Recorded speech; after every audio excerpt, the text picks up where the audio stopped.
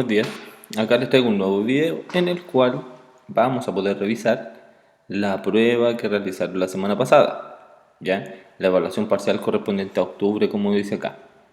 Debido a que las preguntas no podían ir al final de cada pregunta porque alguno que haya terminado primero se podía pasar la respuesta, entonces prefiero hacer una clase especial, un video especial solamente para que vayamos revisando lo que tenían que responder y las habilidades que debían utilizar para poder desarrollar de una manera óptima la evaluación que habíamos presentado. ¿Ya? Bueno, acá está mal la fecha, hoy día estamos a 29, así que eso. Lo voy a sacar de acá porque ya. Básicamente la prueba constaba en dos alternativas, de las cuales yo pretendía poder evaluar sus conocimientos referentes a lo que habíamos visto de energía eléctrica y también poder evaluar la herramienta matemática para la resolución de algunos problemas que estamos adelante. Ya. Básicamente eran dos alternativas, por lo tanto la primera dice así: los electrones y protones poseen cargas. Bueno, para poder empezar, debían saber qué son los electrones y qué son los protones, que vimos en los videos en los cuales estábamos revisando la estructura atómica. Los electrones son partículas negativas que se encuentran dando vuelta alrededor del núcleo, partículas negativas, y los protones son partículas positivas que se encuentran en el centro del núcleo. Entonces los electrones son negativos, buscamos acá donde, ahí tenemos negativo, negativo, pero los protones en este caso son positivos, por lo tanto la alternativa correcta acá era la letra D. Electrones negativos, protones positivos y neutrones sin carga, neutros. ¿Ya? En la 2 nos dice, al flotar un material cargado positivamente con uno que está neutro, sucederá ¿qué? ¿Qué va a suceder cuando nosotros cargamos un material positivo con uno que está neutro? Básicamente, el material positivo va a ceder cargas positivas al material neutro, ¿ya? O sea, del que está positivo le va a ceder cargas positivas y se van a repeler. Eso es lo que va a suceder principalmente, ¿ya? El material positivo va a entregar cargas positivas al material neutro, que mientras se frotan, y luego se van a repeler, o sea, no se van a poder juntar porque va a haber una fuerza electrostática que es opuesta, y por lo tanto, ya, los materiales se van a repeler finalmente. En la 3 hay un listado de 4 alternativas, de 4 opciones, en el cual ustedes tienen que determinar cuál es el mejor conductor. El mejor conductor. El plástico no es conductor, de hecho es aislante. Si bien el vidrio puede ser conductor, no se utiliza para eso.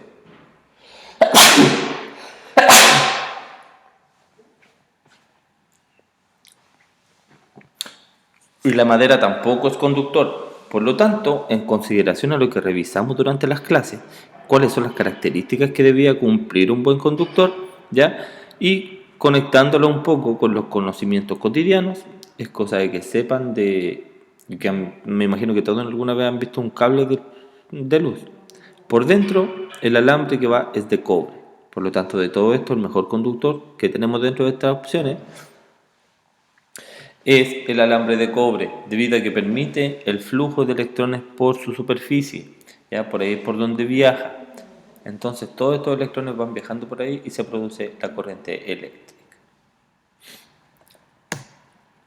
En la número 4 nos dice que al flotar un guante de plástico en la mano, al flotar con un guante de plástico en la mano un par de tiras de papel, se produce que las tiras de papel se repelan, ¿ya? O sea, como que no se pueden juntar, se separan. ¿Cómo se podría explicar esto? ¿Que las tiras de papel adquieren cargas por contacto? Sí, puede ser, pero no explica que se repelan, ¿ya? ¿Que el guante transfiere carga a una de las tiras de papel y repele a la otra? No, porque para que se repelan tienen que tener ambos la misma carga, el mismo tipo de carga. Al pasar el guante por las tiras de papel obtienen carga por inducción y se repelen, ¿ya? También podría ser, pero la correcta es que al frotar las tiras de papel con el guante, estas reciben la misma carga. Ahí está la clave, ¿ya? La misma carga, porque si son cargas opuestas, se van a atraer. Si son la misma carga, se van a repeler, ¿ya? Esta era la más completa debido a que especifica que tienen la misma carga, ¿ya? La C nos sirve porque no es por inducción, sino que por contacto, ¿ya? Así que ahí para que tengan en cuenta cada una de las claves que estamos revisando. En la pregunta número 5, ustedes para poder responderla tenían que tocar el link que les mostraría esta imagen, ¿ya? Porque a veces no la muestra ahí en el enunciado. Por ende, dice observa el siguiente esquema y responde qué tipo de transferencia de carga se observa. Tenemos este esquema, ¿ya? Y vamos a ver qué tipo de carga. Básicamente por inducción, no. Por flotación, tampoco. Por conducción, menos, ¿ya? Acá la transferencia de cargas es por contacto. Como ustedes pueden ver, la varilla cargada positivamente está en contacto con la pelotita esta, que la carga también positiva, por lo tanto después de esto se van a repeler, debido a que tienen la misma carga. En la número 6 nos dice que el cálculo de la carga eléctrica de un objeto fue destacado por, ¿ya? Acá hay 4 apellidos de 4 científicos que trabajaron directamente con electricidad, pero la carga eléctrica corresponde al señor Coulomb, ¿ya? De hecho, la carga eléctrica se mide en coulombs, en honor a ese científico. En la número 7 nos dice, según el triángulo de la ley de Ohm, la intensidad de la corriente en un circuito se calcula.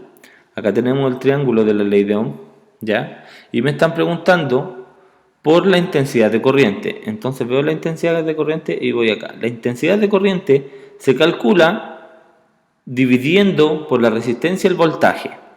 Por lo tanto, acá la alternativa correcta sería la C, porque la intensidad se calcula dividiendo el voltaje por la resistencia, como aparece acá. ¿Ya? Todo esto lo vimos, chicos. Todos debían tener, ¿ya?, este triángulo, en sus cuadernos y estas relaciones también, porque las vimos. ¿Ya? Tengo la evidencia de la PowerPoint donde estaba esto.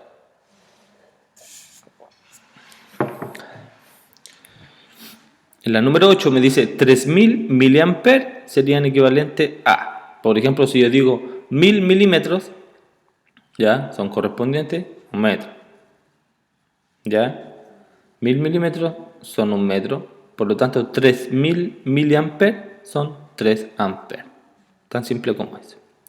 ¿Cómo se calculaba? Cuando tenemos la palabra mili, se divide por 1000. Así de simple. ¿Ya? Entonces la alternativa correcta acá era la alternativa A, correspondiente a 3 amperes. En la número 9 nos dice que para calcular la resistencia total de un circuito en serie, este se debe, ¿ya? Recuerden que vimos dos tipos de circuitos, que eran los circuitos en serie y los circuitos en paralelo, que dependía de cómo estaban conectados, ya los valores que se iban a obtener y cómo se iban a relacionar sus parámetros eléctricos entre sí. Por lo tanto, vamos al circuito en serie. Acá tenemos el circuito en serie y me preguntan por la resistencia total. La resistencia total va a ser igual a, simple, a la suma de todas sus resistencias. Por lo tanto, buscamos acá multiplicar el valor de cada resistencia por voltaje, no, dividir el valor de cada resistencia por voltaje del circuito tampoco, sumar el valor de cada resistencia más la intensidad, no. La alternativa correcta es la D, que era sumar el valor de todas las resistencias como se muestra acá. La número 10 nos dice que la resistencia total de un circuito es de 20 ohm. Resistencia total de un circuito es de 20 ohm. Y el voltaje aplicado es 12. Por lo tanto, la intensidad del sistema será. Tenemos que la intensidad va a ser igual al voltaje dividido la resistencia. El voltaje acá son 12 volts. Por lo tanto, lo vamos a hacer así.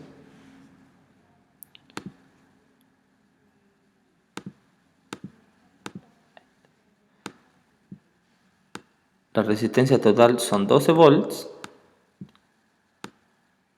dividido, el voltaje total son 12 volts dividido por la resistencia total, que en este caso son 20 ohms. Eso me entrega la intensidad. 12 dividido 20 ohms me dice finalmente que la intensidad es igual a 0,6 amperes. ¿Ya? La alternativa A.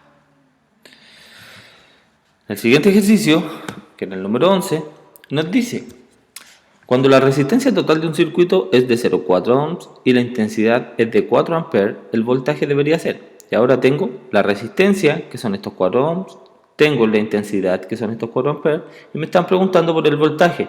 Por lo tanto, ¿cómo lo relaciono? El voltaje va a ser igual a la intensidad por la resistencia. Entonces, el voltaje va a ser igual a la intensidad, que en este caso son 4 amperes, por la resistencia, que en este caso son 0,4 ohm. 4 por 0,4 me dice que el voltaje finalmente es 1,6 volts, la alternativa E. El último ejercicio ya nos dice así: si el voltaje total de un circuito es de 9 volts y la intensidad es de 5 amperes, o sea, ahora tengo voltaje e intensidad, como aparece acá. La resistencia debería corresponder, ¿ya? La resistencia va a ser igual al voltaje, que en este caso son 9 volts, dividido la intensidad, que son 0,5 amperes.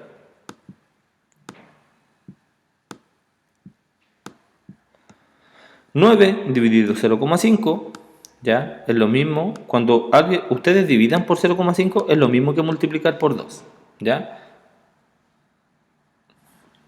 Entonces, 9 dividido 0,5 o 9 por 2 es igual a 18 ohms. La resistencia total en esta pregunta sería de 18 ohms, ¿ya? Acá viene un regalito, que son unas alternativas que vamos a revisar en la conexión online. Eso, chicos, espero haya quedado claro y nos vemos en la conexión. Que estén bien. Chao, chao.